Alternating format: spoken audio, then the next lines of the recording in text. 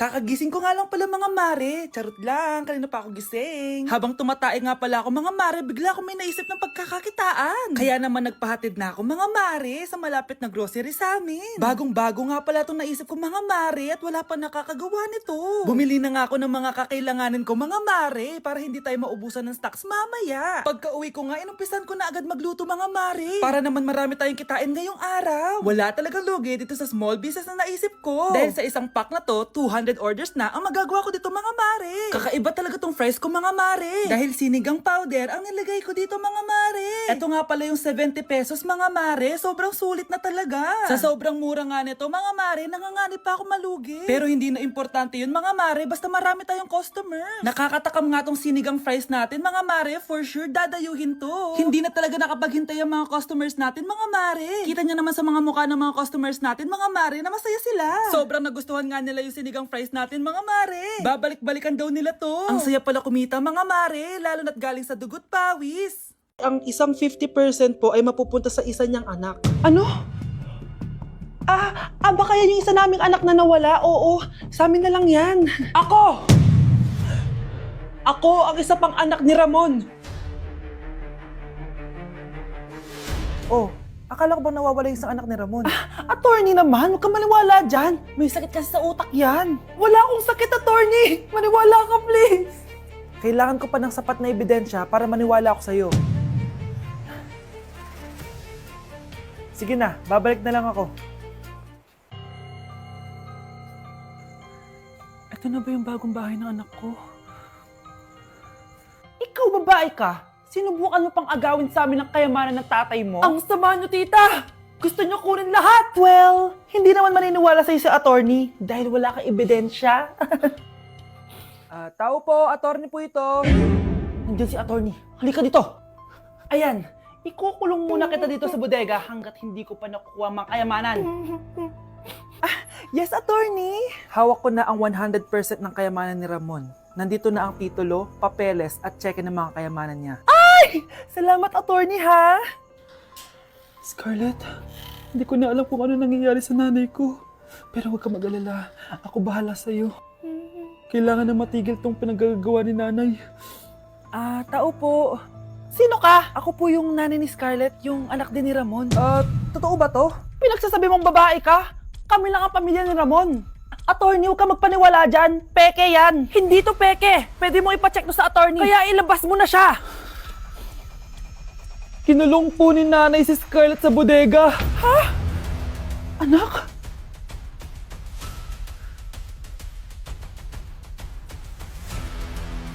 Kuya, Oh, may jowa ka na? meron na. Bakit? Kailan kayo magkikita? Hindi ko pa alam eh. Kailan mo papakilala kay mama? Papakilala? Sige pagdating niya. Wait lang ah. Nauhaw ako.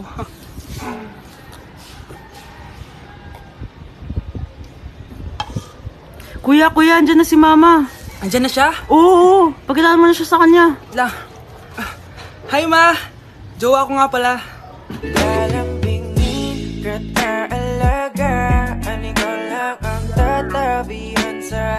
Anak, manood ka na itong Cocomelon para malibang ka. Sige po, Nay.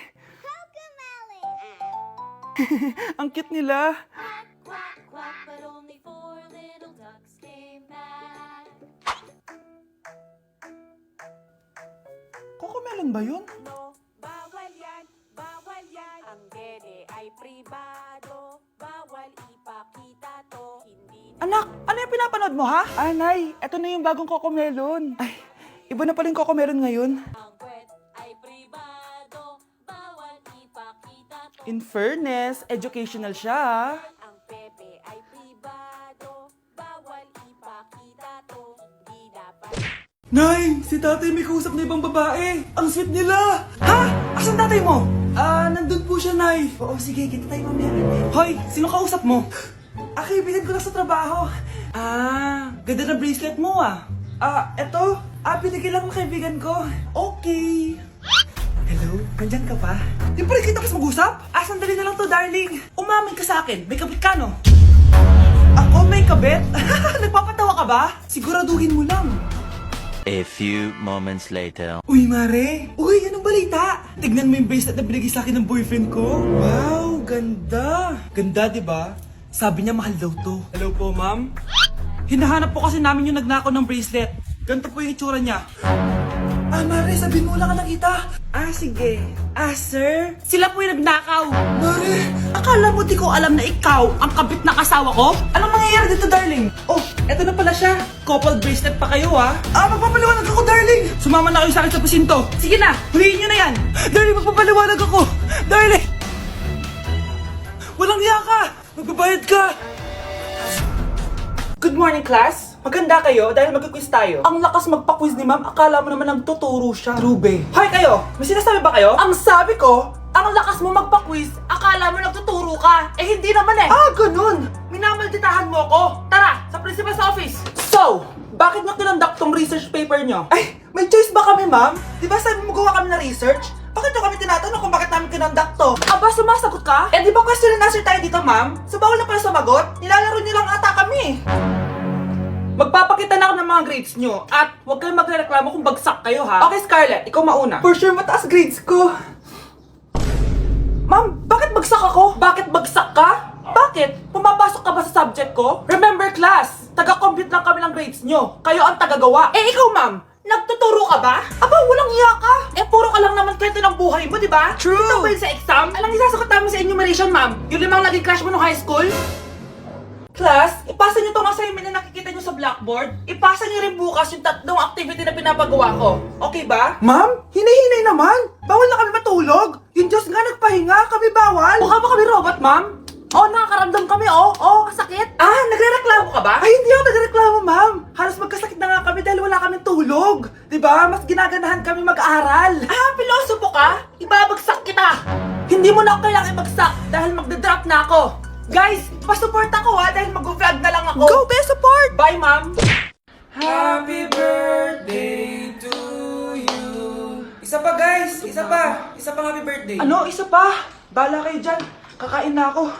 Maligayang bati. Happy birthday po, ate. Ah, hindi po ba kayo nagbe-birthday? Nakagown po kasi kayo eh. Ah, siya po yung nagbe-birthday, naka-t-shirt? Sige po. Balik pa kayo ha. Masarap ba yung sopas? Ah, oo. Masarap yung sopas. Ang sarap nga eh.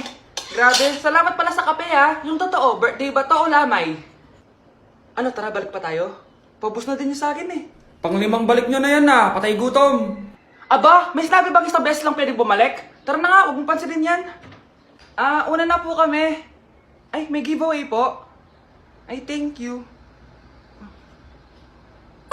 Thank you po. Sige po, una na po kami. Nay, eto na po yung pagkain ni tatay. Thank you, anak. Pwede ba ako pumasok, Nay? Wag na muna, anak. Baka ma-stress yung tatay niyo eh. Sana gumaling na si tatay. Ang tagal niya na kasing paralyzed eh. Sige, Nay. Alis na ako. Mahal, papakainin na kita ha. Pinaglutuan ka ni Scarlett.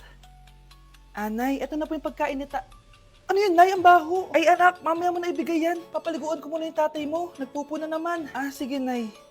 Tao po, delivery po.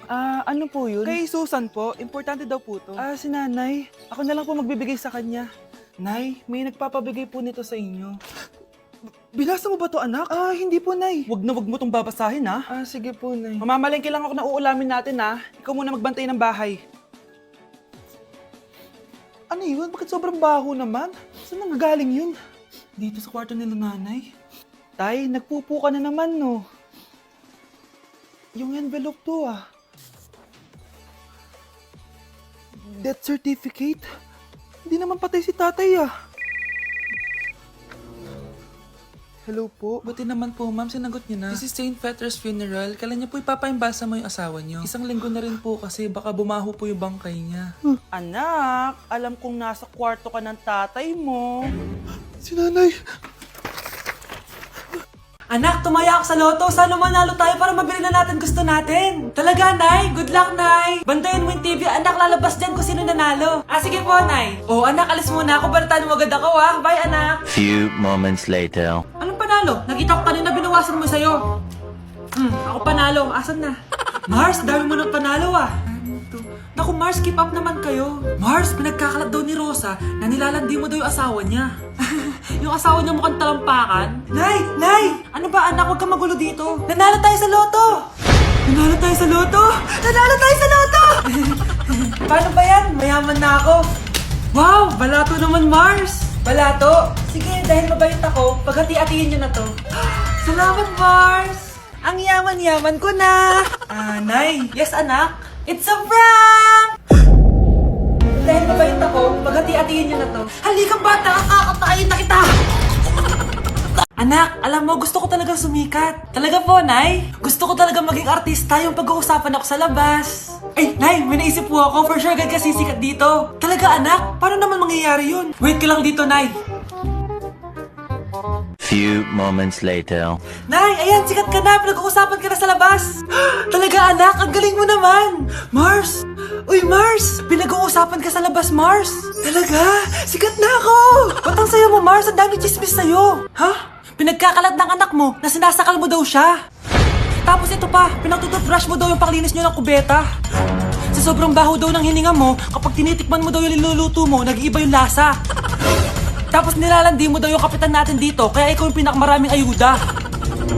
Mars, sikat ka na sa barangay natin. Nay, di ba gusto mo pag-usapan ka sa labas? Ayan, binigyan ko sila ng pag-uusapan. Halika ba, nakipapakrimik na kita! Nay! Yes, anak?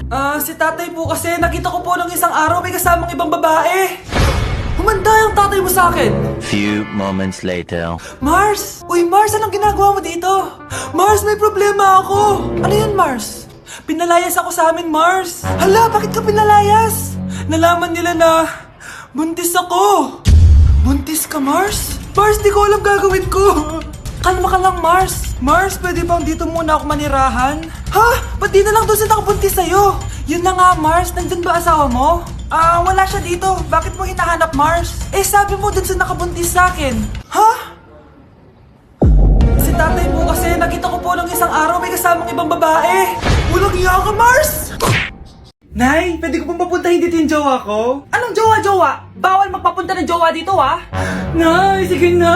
Aba, pag sinabi kong bawal, bawo! Payag ka na, Nay? Sige anak, papuntahin mo na. Dito mo na rin patulugin. Babe, dito ka na daw matulog. Alam mo na. Nay, pwede bang gumala? Ay, hindi pwede. Puro ka nalang gala. Manahimik ka dito sa bahay. Kasama ko naman yung anak ng kumari mo eh. Wala akong pake. Bawal. Ha? Anong bawal, Nay? Sige, gumala ka na, anak. Oh, ito ATM ko. Kuha ka ng pera dyan. Thank you, Nay. Bro, tara na. Piniyagan na ako. A few moments later. Nay, bagsak po ako sa school. Ha? Bagsak? Yan, puro ka kasi cellphone. Sorry po, Nay. Gagalingan ko po sa susunod. Simula ngayon, bawal na mag-cellphone, ha? Bawal ang ano, Nay? Okay lang yun, anak. Bawal ka na lang sa susunod. Oh, ito bagong cellphone. Para sa'yo. Wow, thank you po, Nay. Huwag niyo sasaktan yung mga halaman ko. Magkamatay na tayo. Anak, huwag ka muna lalabas. Ha? Bakit po, Nay? Yung kapitbahay natin, nangunguha daw ng bata. Sige po, Nay. Naku, anak, nakakatakot na. A few moments later. Gutom na ako. Nay, may pagkain ba dito? Ano ba yan? Nasa si Nanay? Pagkain ba dito? Walang laman. Nay! Nay! Sinong hinahanap mo? Wow, sarap! Gusto mo na ito?